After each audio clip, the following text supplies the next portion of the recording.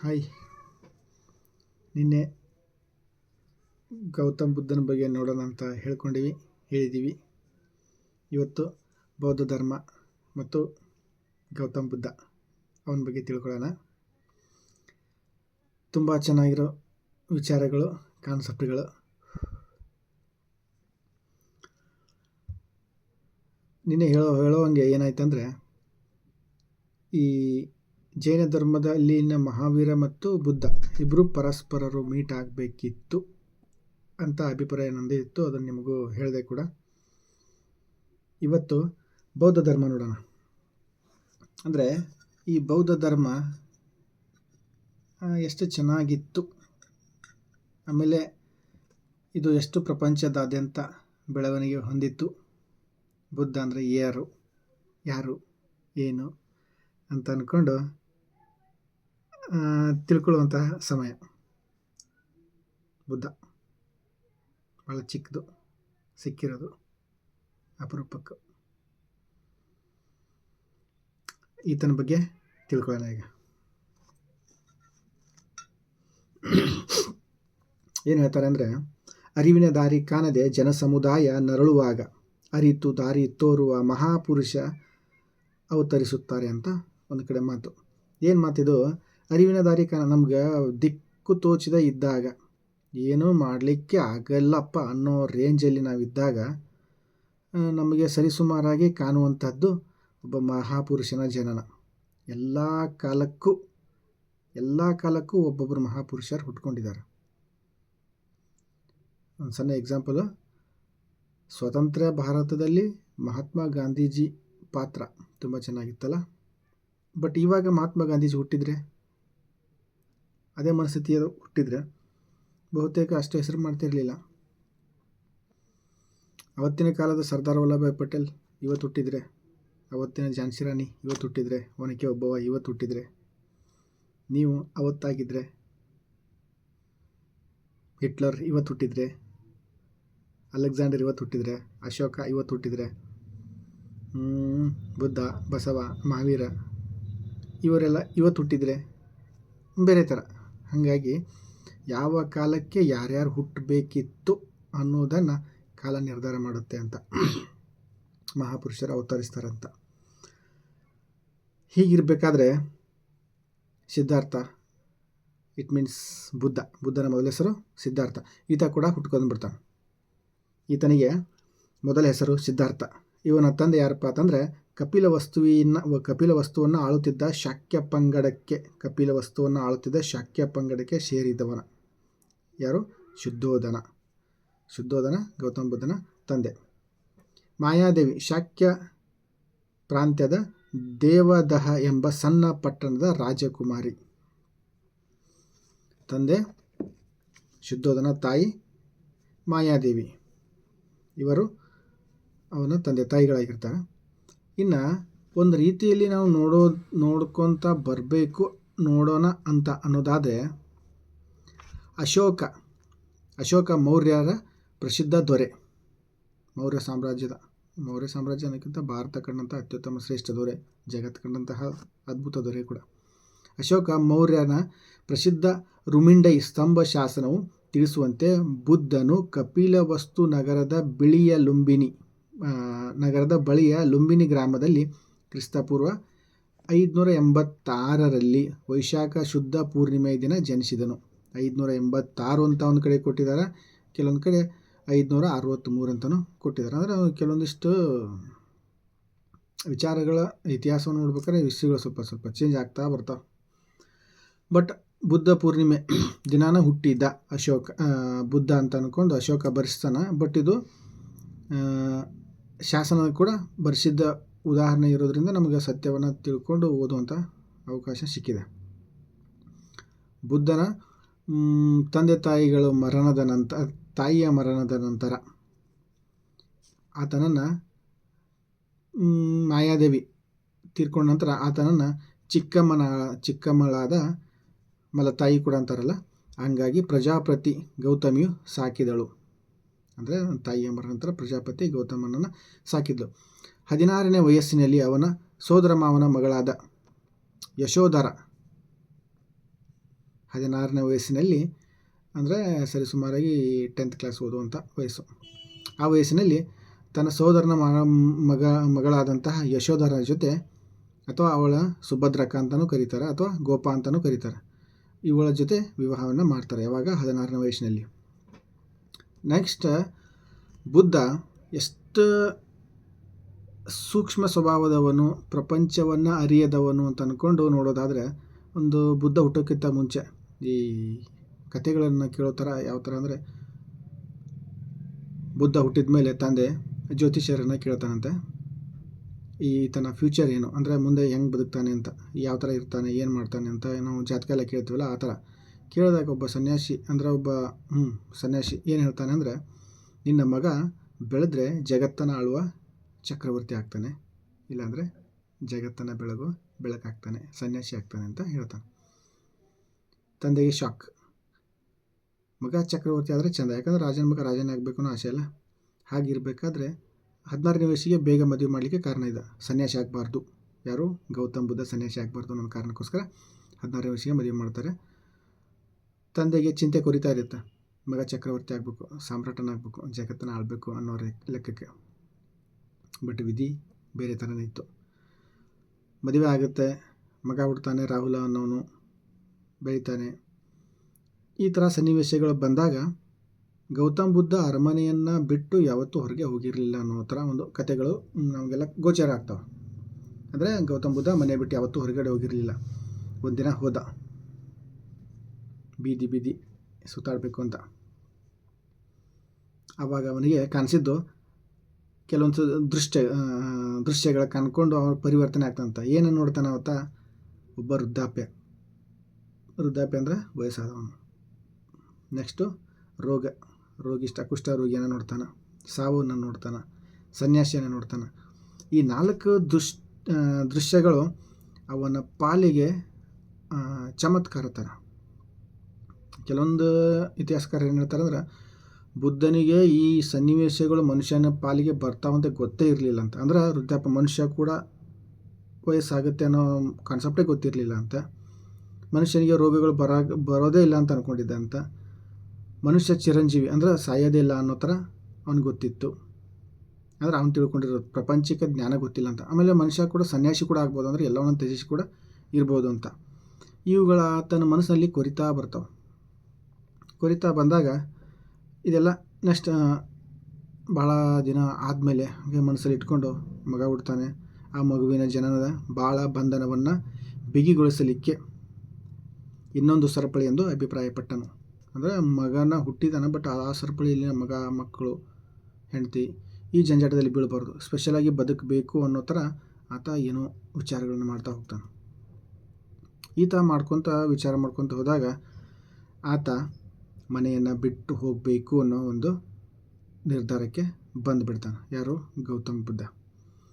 ಆವಾಗ ಮನೆಯನ್ನು ಬಿಟ್ಟು ಹೋಗೋ ನಿರ್ಧಾರಕ್ಕೆ ಬಂದಾಗ ಕಂತಕ ಅಂದರೆ ಕುದುರೆಯನ್ನು ತಗೊಂಡು ತಾನು ತನ್ನ ನೆಚ್ಚಿನ ಗೆಳೆಯನ ಜೊತೆ ಮನೆಯನ್ನು ಬಿಟ್ಟು ಮಧ್ಯರಾತ್ರಿ ಹೋಗ್ತಾನೆ.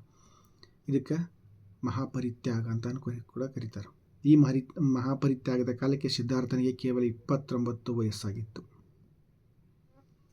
29ನೇ ವಯಸ್ಸಿನಲ್ಲಿ ಸಂಸಾರ ಸಾಮ್ರಾಜ್ಯವನ್ನು ಬಿಟ್ಟು ಹೋದ ಅಂತ. ಅಂದರೆ ಏನನ್ನೋ ಕಂಡಿರಲಿಕ್ಕೆ. ಯಾಕೆ ಹೋದ ಬುದ್ಧ? ಈ 4 ಸನ್ನಿವೇಶಗಳು ನೋಡಿದ. ಯಾವುದು? ವೃದ್ಧ ನೋಡಿದ, ರೋಗಿಯನ್ನು ನೋಡಿದ, ಸನ್ಯಾಸಿನ ನೋಡಿದ, ಭಿಕ್ಷುಕನ ನೋಡಿದ, ಈ ಸಾವನ್ನು ನೋಡಿದ. ಈ ಥರ ಸನ್ನಿವೇಶ ನೋಡಿದಾಗ ಬಿಟ್ಟು ಹೋಗ್ಬೇಕು ಯಾಕೆ ಅನ್ನಿಸ್ತು? ಯಾಕೆ ಬಿಟ್ಟು ಹೋಗ್ಬೇಕು ಅನ್ನಿಸ್ತಂದರೆ, ಇದರ ಮೂಲವನ್ನು ಕಂಡುಕೋಬೇಕು. ಮನುಷ್ಯ ಯಾವಾಗಲೂ ಖುಷಿಯಾಗೇ ಇರಬೇಕು. ಮನುಷ್ಯನ ಬದುಕಿನ ಹಿಂದಿನ ರಹಸ್ಯ ಏನು ಅಂತ ತಿಳ್ಕೊಳ್ಳಿಕ್ಕೆ ಮನೆಯನ್ನೇ ಬಿಟ್ಟು ಹೋಗ್ತಾನೆ. ಅಂದರೆ ಸನ್ಯಾಸಿ ಯಾಕೆ ಆಗ್ತಾರೆ? ಮನುಷ್ಯನಿಗೆ ಯಾಕೆ ರೋಗ ಬರುತ್ತೆ? ಸಾಯ್ತಾರೆ ಯಾಕೆ? ವಯಸ್ಸು ಯಾಕೆ ಆಗುತ್ತೆ? ಗೊತ್ತಿಲ್ಲಲ್ಲ ಅವನಿಗೆ. ಬಟ್ ಮನೆಯನ್ನೇ ಬಿಟ್ಟು ಹೋಗ್ತಾನೆ. ಇಲ್ಲಿಂದ ಕಥೆ ಆಗುತ್ತು. ಇಲ್ಲಿಂದ ನಂತರ ಬುದ್ಧನಿಗೆ ಜ್ಞಾನೋದಯನೇ ಆಯಿತು ಅಂತ. ಹಾಗಿರೋದಿಲ್ಲ. ಬುದ್ಧ ಮನೆ ಬಿಟ್ಟು ಕಾಡು ಮೇಡು ಸುತ್ತಾಡಿದ ಮೇಲೆ ಹಲವಾರು ಜನರನ್ನು ಪರಿಚಯ ಮಾಡಿಕೊಂಡು, ಹಲವಾರು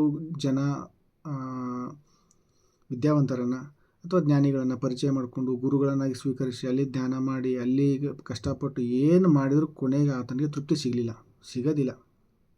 ಮುಂದೆ ನೋಡೋಣ ಹೋಗ್ತಾ ಬರ್ತಾ. ಈ ಮಹಾಪರಿತ್ಯಾಗ ಕಾಲಕ್ಕೆ ಸಿದ್ಧಾರ್ಥನಿಗೆ ಕೇವಲ 29 ವಯಸ್ಸಾಗಿತ್ತು. 29 ವಯಸ್ಸಲ್ಲಿ ಬಿಟ್ಟ ನಂತರ 35ನೇ ವಯಸ್ಸಿನಲ್ಲಿ ಗಯಾದ ಅರಳಿ ಮರದ ಕೆಳಗಡೆ ಆತನಿಗೆ ಜ್ಞಾನೋದಯ ಆಯಿತು. ಆಗ ಆತನಿಗೆ ತಥಾಗತ ಅಂತ ಕೂಡ ಕರೀತಾರೆ. ಅಂದ್ರೆ ತಥಾಗತ ಅಂದ್ರೆ ಸತ್ಯವನ್ನು ತಿಳಿದವನು. ಕೆಲವೊಂದು ಕಡೆ ಏನು ಹೇಳ್ತಿರ್ತಾರೆ ಅಂದರೆ ಬುದ್ಧ ನೋಡಿರ್ತೀರಲ್ಲ ಎಲ್ಲರೂ. ಬುದ್ಧ ನೋಡಬೇಕಾದ್ರೆ ತುಂಬ ಚೆನ್ನಾಗಿರುವಂಥ ಫೇಸು, ತುಂಬ ಚೆನ್ನಾಗಿರುವಂಥ ವ್ಯಕ್ತಿ, ಸುಂದರ ವ್ಯಕ್ತಿ. ಬಟ್ ಕಾಡು ಮೇಡು, ಮನೆಯನ್ನು ಬಿಟ್ಟು ಕಾಡು ಮೇಡು ಅಲ್ದಾಡಬೇಕಾದ್ರೆ ಮೈಯಲ್ಲಿರುವಂತಹ ಎಲುಬುಗಳನ್ನು ಕೂಡ ಲೆಕ್ಕ ಹಾಕಬಹುದಾದಷ್ಟು ದುಸ್ಥಿತಿಗೆ ಬಂದಿದ್ದಂತ ಗೌತಮ ಬುದ್ಧ. ಅಷ್ಟು ಕಷ್ಟಪಟ್ಟು ತಿನ್ನಲಿಕ್ಕೆ ಊಟ, ನೀರು, ನೆರಳು, ಏನೂ ಇಲ್ಲದೇ ಬದುಕಿರೋದು, ಭಾಳ ಕಷ್ಟಪಟ್ಟು ಬದುಕಿರೋದು. ನೆಕ್ಸ್ಟ್ ನೋಡೋಣ. ಸಿದ್ಧಾರ್ಥನು ಸಂಸಾರ ಹಾಗೂ ರಾಜ್ಯವನ್ನು ತೊರೆದು ಹೋದ ಘಟನೆ ಮಹಾಪರಿತ್ಯಾಗ ಅಂತ ಕರಿತೀವಿ. ಇದನ್ನು ಮಹಾಪುರುಷರು ಮಾತ್ರ ಮಾಡ್ಲಿಕ್ಕೆ ಸಾಧ್ಯ. ಮಹಾವೀರ ಮಾಡಿದ, ಈ ಕಡೆ ಬುದ್ಧ ಮಾಡಿದ. ಮನೆಯನ್ನು ಬಿಟ್ಟು ಇವತ್ತು ಜಗಳ ಆಡಿಕೊಂಡು ಹೋಗ್ತೀವಿ ಹೊರತು ಜ್ಞಾನವನ್ನು ಪಡ್ಕೋತೀವಿ, ಏನೋ ಮಾಡ್ತೀವಿ ಅಂತ ಹೋಗೋಕ್ಕೆ ಬಹಳ ಕಮ್ಮಿ ಅಂದರೆ ಆಗೋದಿಲ್ಲ. ಯಾವುದೋ ಒಂದು ಅನಿವಾರ್ಯ ಕಾರಣಕ್ಕೋಸ್ಕರ ಮನೆಯನ್ನು ಬಿಟ್ಟು ಹೋಗಿರಬಹುದು ಹೊರತಾಗಿ ಸಾಧನೆ ಮಾಡ್ತೀನಿ, ಏನೋ ಜ್ಞಾನ ಪಡ್ಕೋತೀನಿ ಅಂತ ಈ ಜಯಮಾನಕ್ಕೆ ಅಥವಾ ಈ ಜನ್ರೇಷನ್ಗೆ ಅದು ಯಾರಿಗೂ ಹೊಂದಾಣಿಕೆ ಆಗೋದಿಲ್ಲ. ಬಟ್ ಆ ಕಾಲಕ್ಕೆ ಹಂಗಾಗಿತ್ತು. ನಮಗೆ ಬುದ್ಧ ಮನೆಯನ್ನು ಬಿಡಲಿಕ್ಕೆ ಈ 4 ಕಾರಣಗಳು ಇದ್ದಾವೆ ಅಂತ ಒಂದು ಕಡೆ ಗೊತ್ತು. ಬಟ್ ಈ ಕೆಲವೊಂದು ಕಡೆ ಏನು ಬರೀತಾರೆ ಅಂದರೆ, ಈ BR ಅಂಬೇಡ್ಕರ್ ಅವರು ಅಂದರೆ ಬುದ್ಧನ ಅನುಯಾಯಿಗಳು ಕೂಡ ಬೆಸ್ಟ್.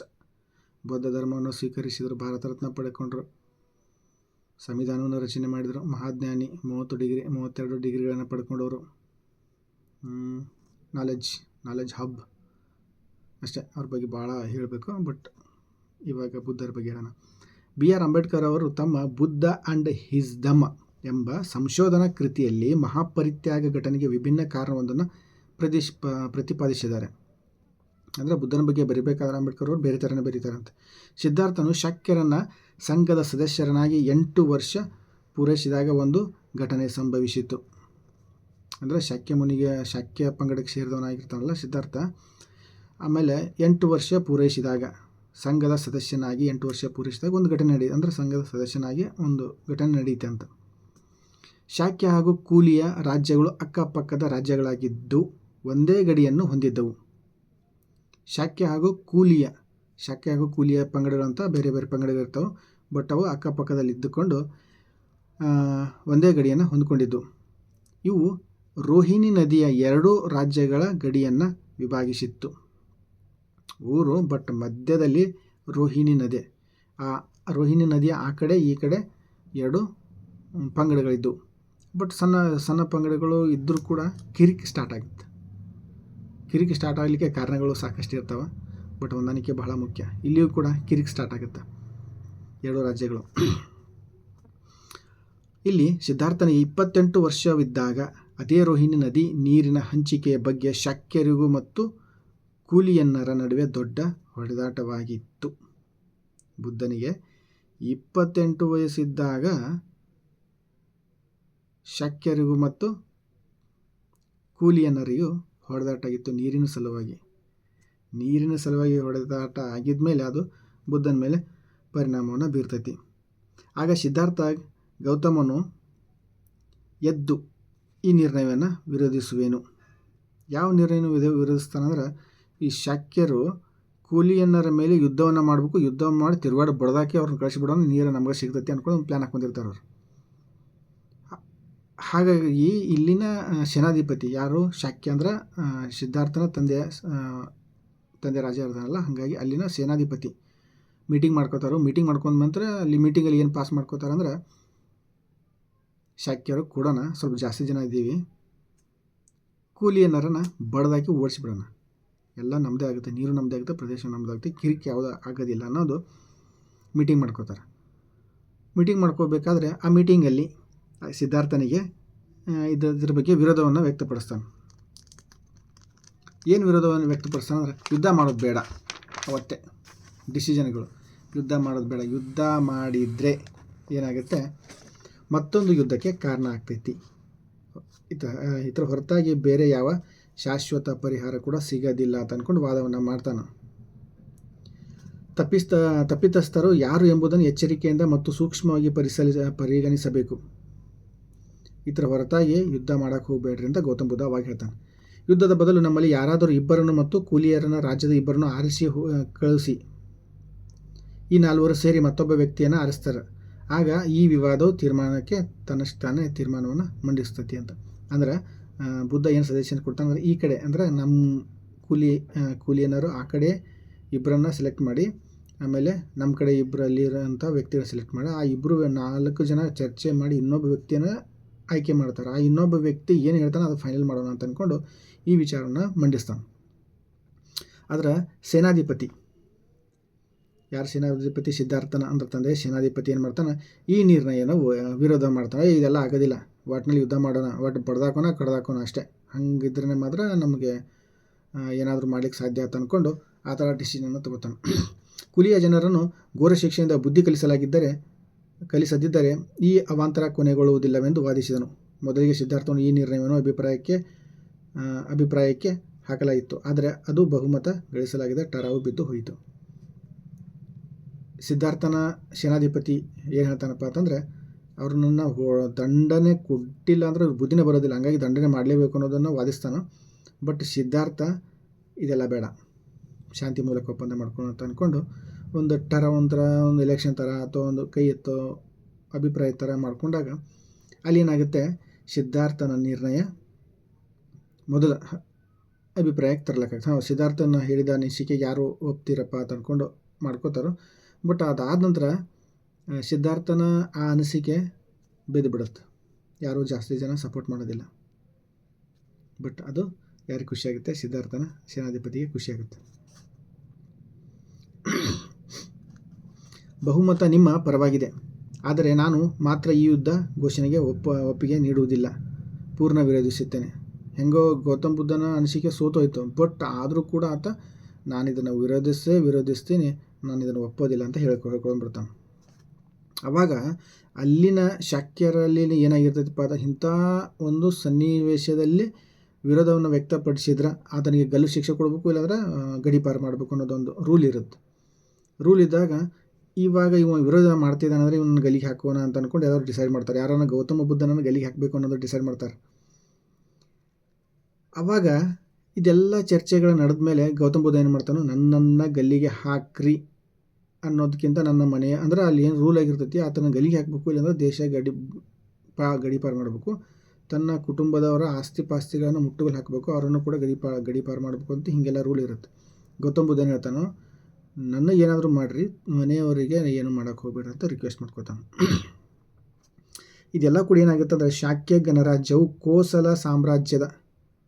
ಕೋಸಲ ಸಾಮ್ರಾಜ್ಯದ ಅಧೀನವಾಗಿದ್ದರಿಂದ ಯಾವುದೇ ಗಲ್ಲು ಶಿಕ್ಷೆ ಅಥವಾ ಗಡೀಪಾರು ಶಿಕ್ಷೆ ವಿಧಿಸುವಾಗ ಕೋಸಲ ಸಾಮ್ರಾಟ ಪ್ರಸೇನಜೀತ ಅನುಮತಿ ಪಡೆಯಬೇಕಾಗಿತ್ತು.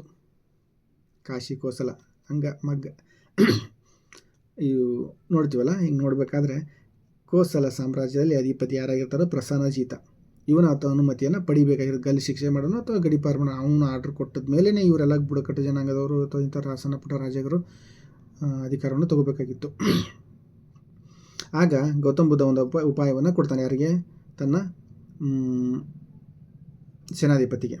ನಾನೊಬ್ಬ ಭಿಕ್ಷಾಟನ ಸನ್ಯಾಸಿಯಾಗ ಬಯಸುವೆನು ಹಾಗೂ ಈ ದೇಶವನ್ನು ತ್ಯಜಿಸುವೆನು. ನೀವು ನನ್ನನ್ನು ಗಲ್ಲಿಗೆ ಹಾಕೋದು ಅಂತ ಬೇಡ, ಮತ್ತು ನನ್ನನ್ನು ಗಡೀಪಾರು ಮಾಡೋದು ಬೇಡ, ನಾನೇ ಸನ್ಯಾಸಿಯಾಗಿ ಬಿಡ್ತೀನಿ, ಸನ್ಯಾಸಿಯಾಗಿ ಭಿಕ್ಷಾಟನೆ ಮಾಡ್ಕೊತ ನಾನೇ ಇದನ್ನು ಬಿಟ್ಟು ಹೋಗ್ತೀನಿ ಅಂತ ಅಂದ್ಕೊಂಡು ಯಾರು ಹೇಳ್ತಾರೋ, ಗೌತಮ್ ಬುದ್ಧ ಹೇಳ್ತಾನೆ. ನೆಕ್ಸ್ಟ್ ಈ ಥರ ಗೌತಮ್ ಬುದ್ಧ ಏನು ಮಾಡ್ಕೊಂಡ್ಬಿಡ್ತಾನೋ, ಸನ್ಯಾಸ ದೀಕ್ಷೆಯನ್ನು ಸ್ವೀಕಾರ ಮಾಡ್ಕೊತಾನೋ. ಅಪ್ಪ ಅಮ್ಮ ಅವರು ಕೂಡ ಅವ್ರು ವಿರೋಧ ಮಾಡ್ತಾರೋ, ನಾನು ನಿಮ್ಮ ಜೊತೆನೂ ಬರ್ತೀನಿ, ಇದನ್ನೆಲ್ಲ ಬಿಟ್ಬಿಡೋಣ ಅಂತ ಅಂದ್ಕೊಂಡ್ರು ಕೂಡ ಗೌತಮ್ ಬುದ್ಧ ಅವನ ಜೊತೆ ಕರ್ಕೊಂಡು ಹೋಗೋಕೆ ಒಪ್ಪೋದಿಲ್ಲ. ಅಂದ್ರೆ ಬಂಧನಗಳು ಬೇಡ ಅಂತ ಅಂದ್ಕೊಂಡೇ ಬಿಟ್ಟಿರ್ತಾನವ. ಹೀಗಾಗಿ ತನ್ನ ಸನ್ಯಾಸ ದೀಕ್ಷೆಯನ್ನು ಪಡ್ಕೊಂಡು ಹೋಗಿಬಿಡ್ತಾನೆ. ಕಪಿಲವಸ್ತುವಿನ ಆಶ್ರಮ ಒಂದರಲ್ಲಿ ಭಾರದ್ವಾಜರಿಂದ ಪರಿವ್ರಾಜ್ಯತೆಯನ್ನು ಪಡೆದುಕೊಳ್ಳಲು ಸಿದ್ಧಾರ್ಥನು ಆಲೋಚಿಸಿದನು. ಭಾರದ್ವಾಜರ ಕಡೆ ಹೋಗೋಣ, ಅಲ್ಲಿ ಏನಾದರೂ ಕಲಿಯೋಣ ಅಂತ ಅಂದ್ಕೊಂಡು ವಿಚಾರ ಮಾಡ್ತಾನು. ನೆಕ್ಸ್ಟ್ ಮಾರನೇ ದಿನ ಬೆಳಗ್ಗೆ ಜಾವನೆ ಎದ್ದು ತನ್ನ ಅಚ್ಚುಮೆಚ್ಚಿನ ಕುದುರೆ ಕಾಂತಕದ ಮೇಲೇರಿ ತನ್ನ ಆಪ್ತ ಸೇವಕ ಚೆನ್ನನನ್ನು ಕರೆದುಕೊಂಡು ಆಶ್ರಮದತ್ತ ಪಯಣಿಸಿದ. ಬುದ್ಧ ಮಧ್ಯರಾತ್ರಿಯಲ್ಲಿ ಎದ್ದು ಹೋದ. ಬುದ್ಧ ಮಧ್ಯರಾತ್ರಿಯಲ್ಲಿ ಎದ್ದು ಹೋದ. ಬುದ್ಧ ಜಗತ್ತೆಲ್ಲ ಮಲಗಿರುವಾಗ ಎದ್ದು ಹೋದ. ಜಗತ್ತೆಲ್ಲ ಮಲಗಿರುವಾಗ ಬುದ್ಧನೊಬ್ಬ ಎದ್ದ. ಅಂದರೆ ಜ್ಞಾನೋದಯ ಜಗತ್ತು ಮಲಗಿದಾಗ. ಹಿಂಗೆಲ್ಲ ಬೇರೆ ಬೇರೆ ಭಾಳಷ್ಟು ವಿವರಣೆ ಸಿಗುತ್ತೆ. ಹೀಗಾಗಿ ಕಂತಕ ಅಥವಾ ಕಾಂತಕ ಕುದುರೆಯನ್ನು ತಗೊಂಡು ಏನು ಮಾಡ್ತಾನಂತ, ತನ್ನ ನೆಚ್ಚಿನ ಚೆನ್ನನ್ನು ಕರ್ಕೊಂಡು ಹೋಗ್ತು ಬರ್ತಾನೆ. ಆಶ್ರಮದಲ್ಲಿ ತನ್ನ ತಲೆಯ ಕೂದಲನ್ನು ತೆಗೆಯಿಸಿ, ಆಶ್ರಮಕ್ಕೆ ಹೋಗ್ತಾನಲ್ಲ, ತಲೆಯ ಕೂದಲನ್ನು ತೆಗೆಯಿಸಿ ದಾಯಾದಿ ಮಹಾನಾಮನು ತಂದಿದ್ದ ಸನ್ಯಾಸಿ ಉಡುಪು ಧರಿಸಿ ಭಿಕ್ಷಾಪಾತ್ರೆಯನ್ನು ಹಿಡಿದು ದೇಶದಿಂದ ಹೊರ ಹೋಗುವ ತನ್ನ ಪ್ರಯಾಣವನ್ನು ಆರಂಭಿಸಿದ. ಹೋಗಿದ ತಕ್ಷಣ ಅಲ್ಲಿ ಸ್ವಾಮಿಗಳು ಯಾರಿರ್ತಾರೋ ಭಾರದ್ವಾಜರ ಕಡೆ ಇರ್ತಾರೆ, ಭಾರದ್ವಾಜ್ ಅವ್ರ ಕಡೆ ಹೋಗಿದ ಮೇಲೆ ಸನ್ಯಾಸಿ ದೀಕ್ಷೆಯನ್ನು ಪಡ್ಕೊಂಡು ಸನ್ಯಾಸಿ ಉಡುಪುಗಳನ್ನು ಹಾಕ್ಕೊಂಡು ಎಲ್ಲವನ್ನು ಬಿಟ್ಟು ಅಲ್ಲಿಂದ ಭಿಕ್ಷಾಟನೆಗೆ ಎಂದು ಪ್ರಯಾಣವನ್ನು ಆರಂಭ ಮಾಡ್ತಾನೆ. ಇದು ಎಲ್ಲಿಂದ ಬರುತ್ತಪ್ಪ ಅಂತಂದರೆ, ನೆಕ್ಸ್ಟ್ ಮುಂದೆ ಬಹಳಷ್ಟು ಜನ ಸಿಗ್ತಾರೆ. 1 ವರ್ಷ 2 ವರ್ಷ ಇವೆಲ್ಲ ಶಿಷ್ಯರಾಗ್ತಾರೆ. ಇವನು ಬೇರೆದವ್ರ ಶಿಷ್ಯನಾಗ್ತಾನೆ. ಇದೆಲ್ಲ ಕಾಲ್ನಡಿಗೆಯಲ್ಲಿ ಬೇರೆ ಥರ. ನೆಕ್ಸ್ಟ್ ಗಯಾ ಕ್ಷೇತ್ರದ ಬಳಿಯ ಉರುವಿಲ್ವದಲ್ಲಿ ಕಠಿಣ ತಪಸ್ಸನ್ನು ಆಚರಿಸಿ, ಗಯಾದ ಬಳಿ ಉರುವಿಲ್ವದಲ್ಲಿ ಕಠಿಣ ತಪಸ್ಸನ್ನು ಆಚರಿಸಿ ಎಲುಬಿನ ಹಂದರವಾಗಿ ಮಾರ್ಪಟ್ಟರೂ ಅವನಿಗೆ ಜ್ಞಾನೋದಯವಾಗಲಿಲ್ಲ. ಜ್ಞಾನೋದಯ ಅಂದರೆ ಏನು? ಸತ್ಯವನ್ನು ಅರ್ಕೋಬೇಕು. ಏನು ಸತ್ಯವನ್ನು ಅರಿತುಕೊಳ್ಬೇಕು? ನಾವು ಪ್ರಪಂಚಕ್ಕೆ ಯಾಕೆ ಬಂದ್ವಿ, ನಮ್ಮ ಮೂಲ ಉದ್ದೇಶ ಏನು, ಮನುಷ್ಯ ಯಾಕೆ ದುಃಖವನ್ನು ಪಟ್ಕೋತಾನೋ, ಯಾಕೆ ಖುಷಿಯಾಗಿರ್ತಾನೋ, ಯಾಕೆ ಸಾಯ್ತಾನೋ, ಯಾಕೆ ವಯಸ್ಸಾಗುತ್ತಾ, ರೋಗ ಯಾಕೆ ಬರುತ್ತಾ, ಹುಟ್ಟಿನ ಮೂಲ. ಬಹುತೇಕ ಭಾಳ ವಿದ್ವಾಂಸರೆಲ್ಲ ಬಂದೋದ್ರು ಇದ್ರ ಮೂಲವನ್ನು ಕಂಡಿಯೋಕ್ಕೆ ಸಾಧ್ಯನೇ ಆಗಿಲ್ಲ. ದೇವರು, ಆತ್ಮ, ಪರಮಾತ್ಮ, ಮೋಕ್ಷ, ಸ್ವರ್ಗ, ನರಕ ಚಿಂತನೆ, ಬದುಕೋ ಶೈಲಿನೂ ಕೂಡ ಇನ್ನೊಬ್ಬರ ದಾರಿಯಲ್ಲಿನೇ ಬದುಕ್ತಾರೆ. ಇದು ಸ್ವಂತ ಬದುಕಿನ ಮನಸ್ಸಿನ ವಿಚಾರದಂತೆ ಬದುಕಕ್ಕೆ ಭಾಳ ಜನ ಕಮ್ಮಿ ಆಗೋದಿಲ್ಲ. ಅದು ಅಪ್ಪ ಅಮ್ಮನ ದಾರಿಯಲ್ಲೇ ಬದುಕೋದು, ಅಥವಾ ನಮ್ಮ ಸಾಕಿದವರ ದಾರಿಯಲ್ಲೇ ಬದುಕೋದು, ನಮ್ಮ ದಾರಿ ತೋರಿಸಿದವ್ರ ದಾರಿಯಲ್ಲೇ ಬದುಕೋದು. ವಿಚಾರ, ಸ್ವಂತ ವಿಚಾರದಿಂದ ಬದುಕೋರು ಭಾಳ ರೇರು. ನೆಕ್ಸ್ಟ್ ಈತ ಏನು ಮಾಡ್ತಾನೆ, ತಪಸ್ಸನ್ನು ಆಚರಣೆ ಮಾಡ್ತಾನೆ. ಎಲುವಿನ ಹಂದರಾಗಿ ಮಾರ್ಪಟ್ಟರು ಅವನಿಗೆ ಜ್ಞಾನೋದಯವಾಗಲಿಲ್ಲ. ಉಪವಾಸ ಮಾಡಿದ, ಕಠಿಣ ವ್ರತ ಮಾಡಿದ, ಊಟ ಬಿಟ್ಟ, ನೀರು ಬಿಟ್ಟ, ತಪಸ್ಸು ಮಾಡಿದ, ಅಲ್ಲಿ ಆ ಕಡೆ ಈ ಕಡೆ ಸುತ್ತಾಡಿದ, ಕಾಡು ಮೇಡು ಗಿಡದ ತಪ್ಪಲುಗಳನ್ನು ತಿಂದ್ಕೊಂಡು ಬದುಕೊಂಡು ಇರೋ ಥರ ಭಾಳ ಕಷ್ಟದಿಂದ ಬದುಕಿದ. ದೈಹಿಕ ದಂಡನೆಯಿಂದ ಕೂಡಿದ ತಪಸ್ಸಿನಿಂದ ತನ್ನ ಗುರಿ ಸಾಧನೆಗೆ ಯಾವ ಪ್ರಯೋಜನವೂ ಇಲ್ಲವೆಂದನು ಆತ ಅರಿತುಕೊಂಡ. ದೇಹ ದಂಡನೆ ಮಾಡ್ಕೊಂಡು ಏನಾದ್ರು ಸಾಧನೆ ಮಾಡ್ತೀನಿ ಅಂದರೆ ಸಾಧನೆ ಆಗೋದಿಲ್ಲ. ಬುದ್ಧ ಕಂಡ್ಕೊಂಡ್ಬಿಟ್ಟ, ದೇಹ ದಂಡನೆಯಿಂದ ಯಾವುದೂ ಉಪಯೋಗ ಇಲ್ಲ. ಉಪವಾಸ, ದೇವರಿಗೆ ದಂಡನೆಯನ್ನು ಮಾಡುವಂಥದ್ದು, ಅಥವಾ ನಾನು ಶಿಕ್ಷೆ ಕೊಟ್ಟು ನನ್ನ ಒಳಗಿಂದ ಏನಾದರೂ ಉತ್ಪತ್ತಿ ಆಗ್ತೈತಿ, ಹುಟ್ಕೊಳ್ತೈತಿ ಅನ್ನೋ ಥರ ಯಾವುದೂ ಇಲ್ಲ ಅಂತ ಅಂದ್ಕೊಂಡು ತಿಳಿಸ್ಕೊಂಡ್ಬಿಟ್ಟ. ದೇಹ ದಂಡನೆ ಖಂಡಿಸಿದ. ಅಲ್ಲಿಂದ ಹೊರಟ ಸಿದ್ಧಾರ್ಥನು ಈಗ ಲೀಲಾಜನ ಎಂದು ಕರೆಯುವ ನೈರಂಜನ ನದಿಯ ಮಿಂದು, ಲೀಲಾಜನ ಎಂದು ಕರೆಯುವ ನೈರಂಜನ ನದಿ ಅಂದರೆ ಲೀಲಾಜನ ಅಥವಾ ನೈರಂಜನ ನದಿಯಲ್ಲಿ ಸ್ನಾನವನ್ನು ಮಾಡಿಕೊಂಡು ಬುದ್ಧಗಯ ಅನ್ನೋ ಪ್ರದೇಶಕ್ಕೆ ಬಂದು ಅಲ್ಲಿ ಅಶ್ವತ್ಥ ವೃಕ್ಷದ ಕೆಳಗಡೆ ಕುಳಿತು ಜ್ಞಾನ ಮಗ್ನನಾದ. ನೈರಂಜನ ನದಿಯಲ್ಲಿ ಸ್ನಾನ ಮಾಡಿಕೊಂಡು ಬೋಧಗಯ ಅನ್ನೋ ಪ್ರದೇಶಕ್ಕೆ ಬಂದು ಅಶ್ವತ್ಥ